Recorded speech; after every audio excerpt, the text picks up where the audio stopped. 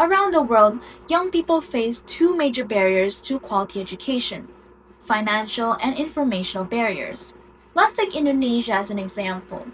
1.9 million high school graduates can continue to university every year.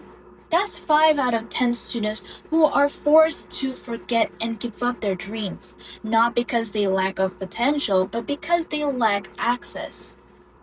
This isn't just an economic issue, it's a systemic failure that traps entire generation in the cycle of poverty. I know exactly how that feels because I'm almost one of them, and I've seen countless students with brilliant minds and powerful dreams with no pathway forward. That's why I built Etiquette, a higher education platform that redesigns access to education through affordable, inclusive, and youth powered solutions.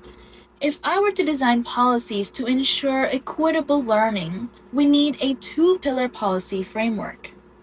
First, equity quota policy, mandating every university to allocate 10% of seats tuition-free to students from lower-income backgrounds. This concept directly addresses systemic inequality in education and frames it in a way that's scalable, enforceable, and monitorable. Second, education financing policy. A government regulated financing system with low interest rate, income based repayment, and no collateral. This protects students from predatory debt and empowers them to invest more in their own future. Thank you.